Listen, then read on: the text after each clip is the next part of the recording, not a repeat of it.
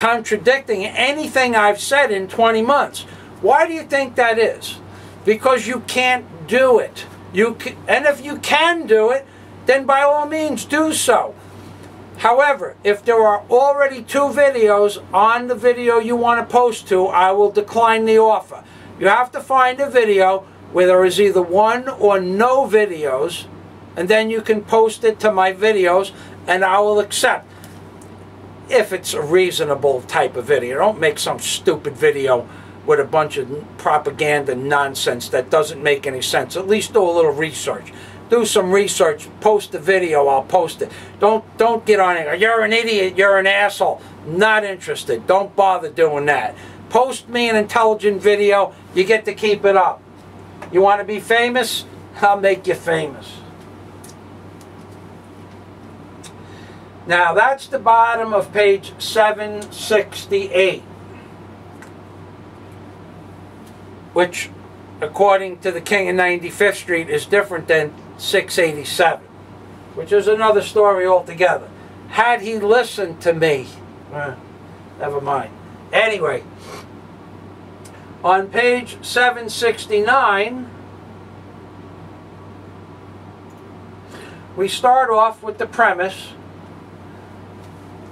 and my dissertation that, therefore, Christ's plural, Christ's angel is on Christ's angel is on the dollar bills. On the dollar bills. Christ's angel is on the dollar bills, but not the dollar bills themselves.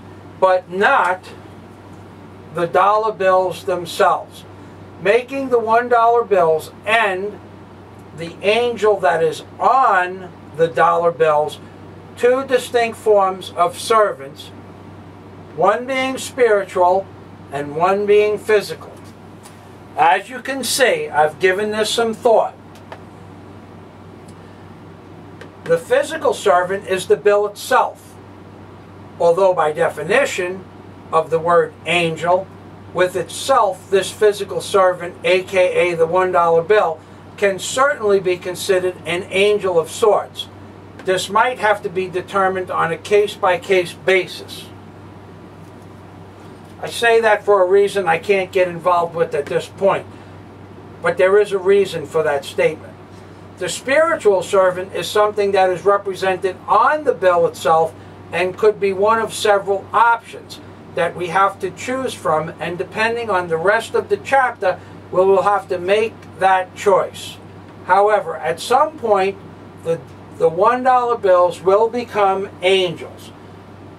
At some point, the $1 bills will become angels themselves and become God's messengers at the same time to spread the word of God throughout all of the planet Earth. It is exactly this type of conundrum which exists, it is exactly this type of conundrum which exhibits every aspect of a paradox. Now, if you don't know what the word conundrum and the word paradox means, you're really not going to get the gist of what it means. So I suggest you look up the word conundrum and the word paradox. It is exactly this type of conundrum which exhibits every aspect of a paradox, and then some, that prohibits the understanding of the book of Revelation from an intellectual point of view. Now, there's a lot of people out there that are still thinking that I'm completely lost my ability to rationalize stuff. How can you think that after reading what I just wrote, in that it makes sense if you understand what the words mean? And if you don't understand what the words mean, that's where you feeble-minded ingrates come into play, calling me an idiot or a delusional, or what you call pareidolia, where you see something that's not there. Pareidolia is when you see an elephant on a piece of toilet paper. Pareidolia is not the skull and bones on the $1 bill. the skull and bones on the $1 bill's real. The 1832 in pictographs on the $1 bill is real. Pareidolia is if I said there was an elephant on a piece of toilet paper.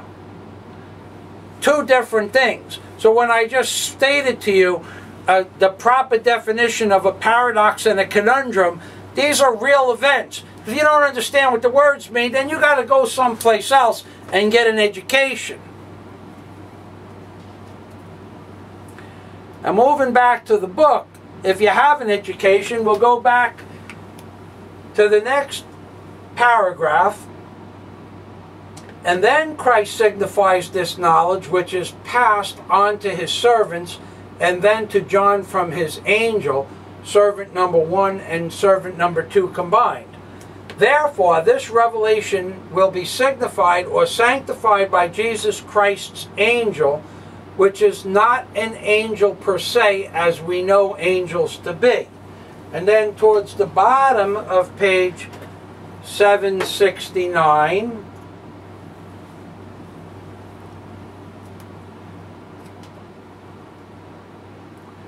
but rather something on or represented on the $1 bill. Christ's angel is rather something on or represented on the $1 bill. At that point, folks, I got to tell you, we're up to page 769. Now, I can only do this for approximately an hour, and then I run out of words. So, this is Michael Fazio from Key Largo, a.k.a. the crazy guy from Howard Beach, discussing the paradox of words or word meanings that exist in the book of Revelation,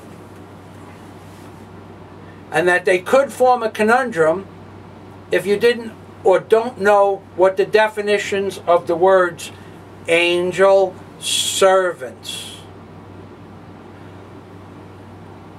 Christ's angels, the possibility of Christ's servants.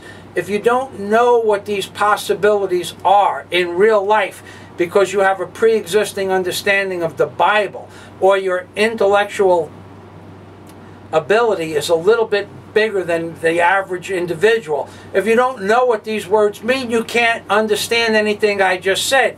This isn't for the neophyte, folks. This is for people that are taking a serious interest in the work. Now, you don't need to have all that knowledge inside your head already. You can just simply read my book, and I give it to you word for word. But then you have to have the ability to understand the words. You have to pick up a dictionary and look up the word conundrum. You have to pick up a dictionary and look up the word paradox. You have to pick up a dictionary and look up the word angel. You have to pick up a dictionary and look at the word servant. You can't just think that the word angel means somebody flapping around with white wings. It's not. An angel is anything that is benevolent to another thing or human being.